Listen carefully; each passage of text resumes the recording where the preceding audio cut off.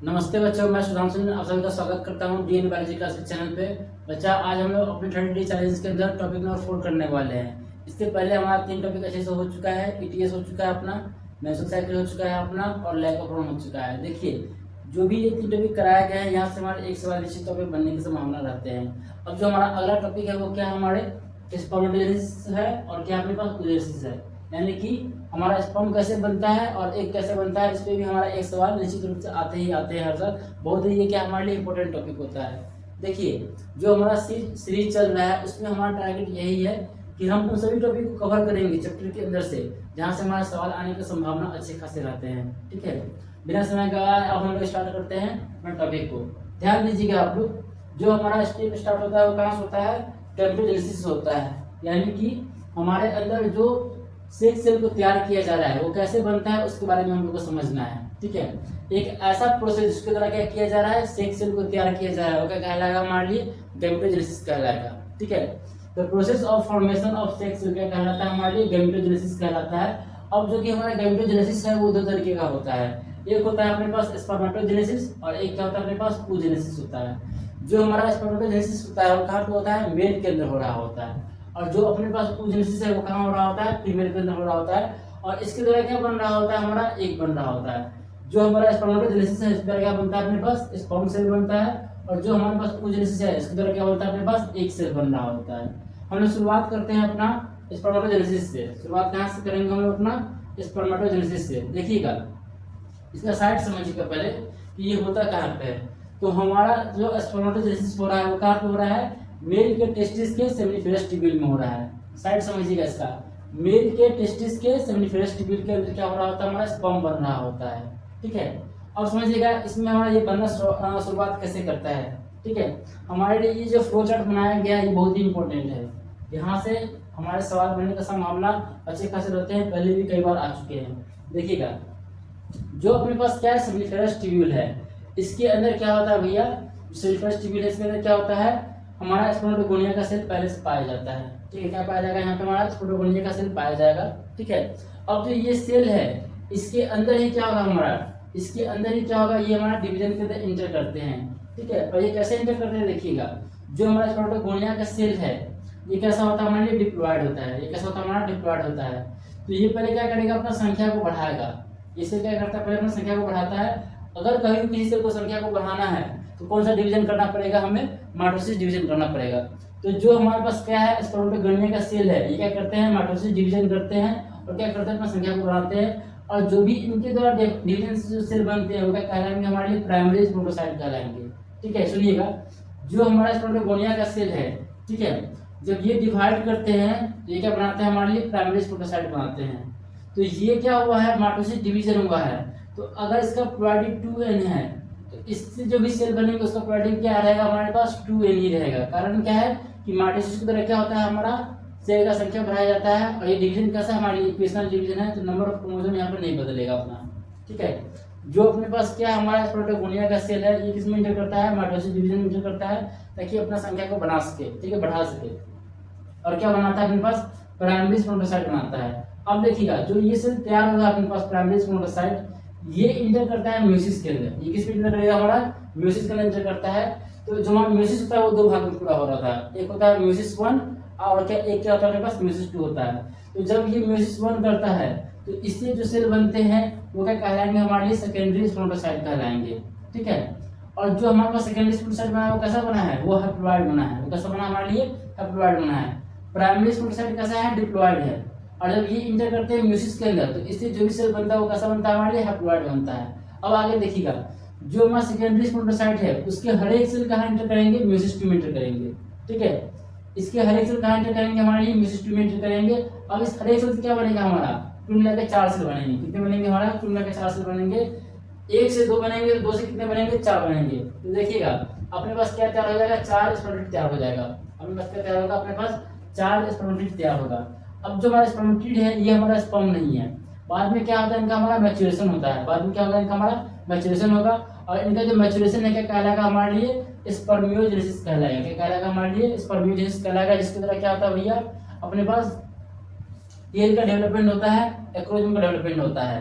जो हमारा स्पर्म के अंदर एक्रोजम होता है उसका डेवलपमेंट क्या होता है, स्पर्मियोजेनेसिस के द्वारा हो रहा होता है। और जो टेल होता है इसका भी डेवलपमेंट किसके द्वारा होता है, स्पर्मियोजेनेसिस के द्वारा हो रहा होता है। ध्यान रखिएगा इस बात का। तो शुरुआत कहाँ से हुआ है, स्पर्मेटोगोनिया से हुआ है। अंत में क्या मिला अपने पास, स्पर्म मिला है, यानी कि स्पर्मेटोजोआ मिला है। इसको हम क्या कह सकते हैं, स्पर्मेटोजोआ भी कह सकते हैं, स्पर्मेटोजोआ भी कह सकते हैं। ध्यान रखिएगा इस बात का। देखिए पहले पार्टिसिपेट कौन किया, स्पर्मेटोगोनिया के सेल, ठीक है। ये कहाँ प्रेजेंट थे, सेमिफेरस ट्यूबुल के अंदर पहले से प्रेजेंट थे, ठीक है। ये डिप्लॉयड नेचर के होते हैं। ये क्या करते हैं, अपना संख्या को बढ़ाते हैं माइटोसिस डिवीजन के द्वारा। अब चूंकि संख्या को बढ़ाया है तो प्लॉयडी हमारा नहीं बदलेगा। पहले भी 2n था, बाद में भी कैसा रह जाएगा, मान ली 2n ही रह जाएगा। अब जो प्राइमरी स्पर्मेटोसाइट है वो क्या एंटर करते हैं, हमारा म्यूसिस 1 में एंटर करते हैं। अब जब ये म्यूसिस 1 करेगा तो इससे कितने सेल बनेंगे, हर एक सेल से 2 सेल बनेंगे, ठीक है। और जो 2 नया सेल बने क्या कहलाएंगे, हमारे लिए सेकेंडरी स्पर्मेटोसाइट कहलाएंगे।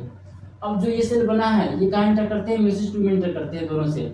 अब इससे क्या बनता है, हमारा ओवरऑल 4 अपने पास क्या तैयार होते हैं, स्पर्मेटिड तैयार होते हैं। अब जो भी अपने पास क्या तैयार हुए हैं, स्पर्मेटिड तैयार हुए हैं, इनका क्या होता है, मैच्योरेशन होता है, जो क्या कहलाएगा हमारे लिए स्पर्मियोजेनेसिस कहलाएगा, जिससे क्या होता है, हमारा स्पर्म सेल तैयार हो जाता है। क्लियर बात है। अगला चीज पे ध्यान दीजिएगा अपने पास।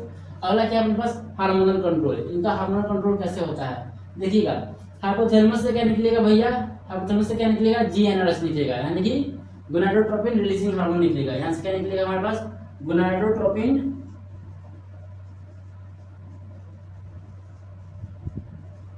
रिलीजिंग हार्मोन निकल रहा होगा, ठीक है।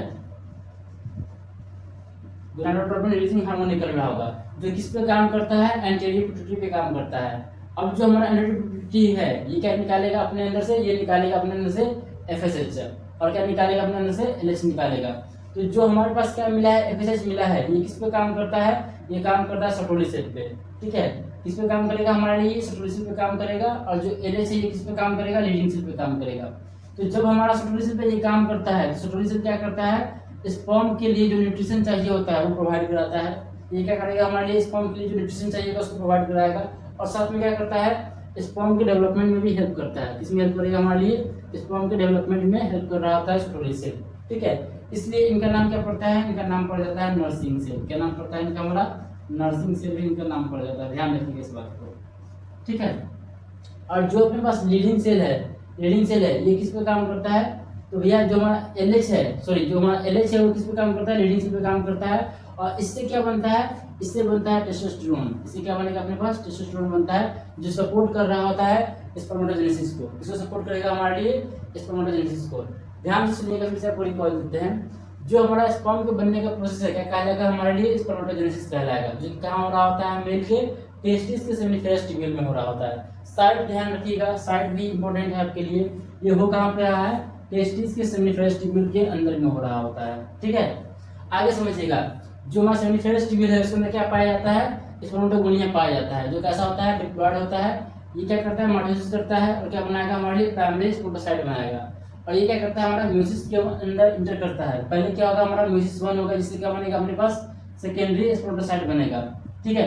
फिर बाद में क्या होगा हमारे पास, ये कहाँ इंटर करेगा, म्यूसिस 2 में इंटर करेगा, जिससे क्या बनेगा अपने पास, स्पर्मेटिड बनेगा। अब जो भी हमारा स्पर्मेटिड बना है इसके अंदर क्या होता है, मैच्योरेशन होता है, डेवलपमेंट होता है, और क्या बनता है हमारे पास, स्पर्म सेल बन जाते हैं। आपको इतना बात इसके अंदर ध्यान रखने की आवश्यकता है। अगर आपको ये पूरा का पूरा फ्लो याद है तो आपका एक सवाल यहाँ से निश्चित तौर से निकल जाएगा, ठीक है। अब हम लोग स्टार्ट कर रहे हैं इसके बाद अपना ओजेनेसिस को लेकर, ठीक है। पॉज कर लीजिएगा, स्क्रीनशॉट ले लीजिएगा इसका।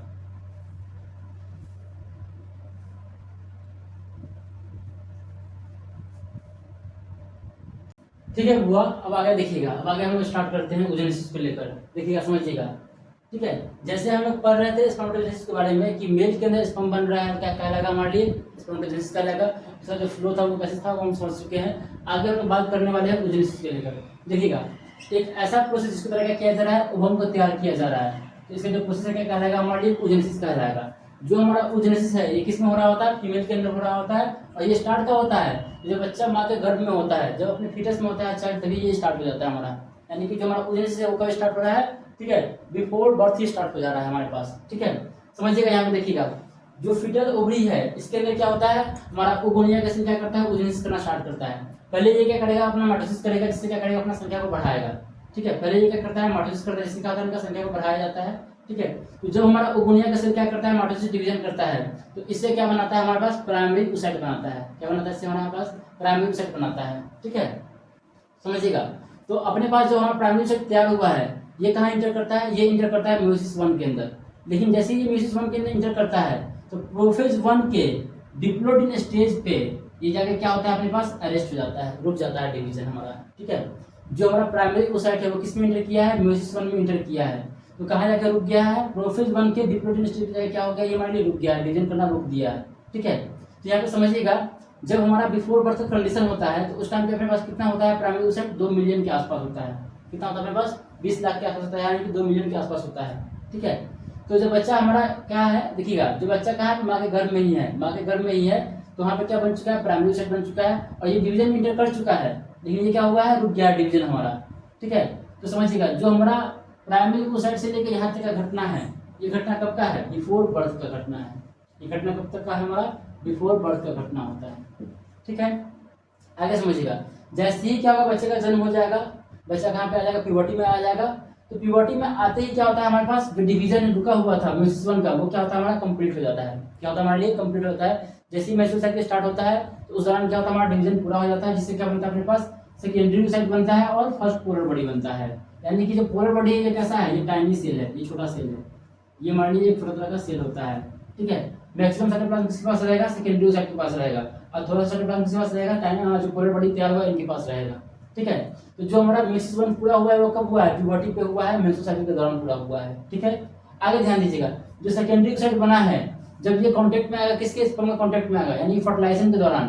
क्या हुआ है, फर्टिलाइजेशन के दौरान, जो अपने फर्टिलाइजेशन स्टार्ट हुआ है, उस दौरान क्या होता है, हमारा म्यूसिस 2 पूरा होता है, जिससे क्या होता है, हमारा ओवम बनता है और सेकेंड पोलर बॉडी बनता है। ठीक है।